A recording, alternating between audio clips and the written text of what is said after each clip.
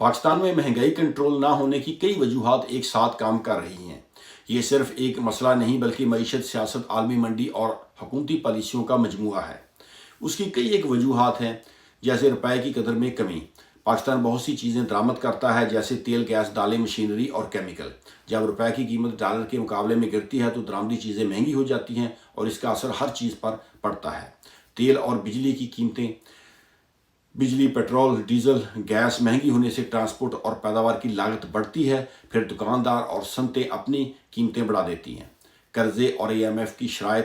پاکستان پر بیرونی قرضہ زیادہ ہے۔ جب حکومت انٹرنیشنل مانیٹری فنڈ جیسے اداروں سے قرض لیتی ہے تو اکثر سبسڈی کم کرنے، ٹیکس بڑھانے اور بجلی اور گیس مہنگی کرنے کی شرائط ماننا پڑتی ہیں۔ حکومت کی یہ مجبوری ہوتی ہے۔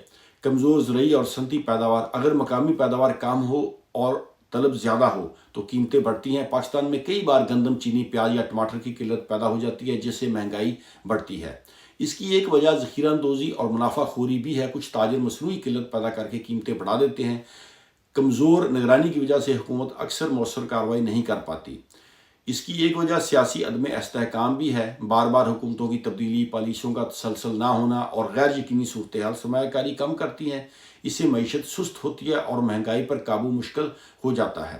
ٹیکس نظام کی کمزوریاں بھی ہیں۔ پاکستان میں ٹیکس نیٹ محدود ہے۔ حکومت کو آمدنی کم ملتی ہے، اس سے وہ قرض لیتی ہے یا نوٹ چھاپتی ہے، جس سے افراط زر بڑھ سکتا ہے۔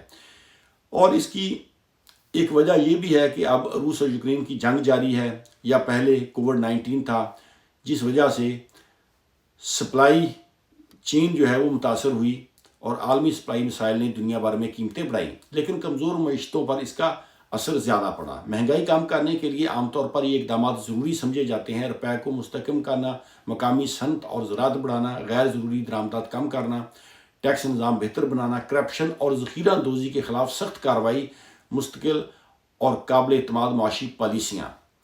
مختصر یہ کہ پاکستان میں مہنگائی صرف قیمتیں بڑھانے کا مسئلہ نہیں بلکہ کمزور معاشی ڈھانچے، سیاسی عدم استحکام اور بیرونی انحصار کا نتیجہ ہے۔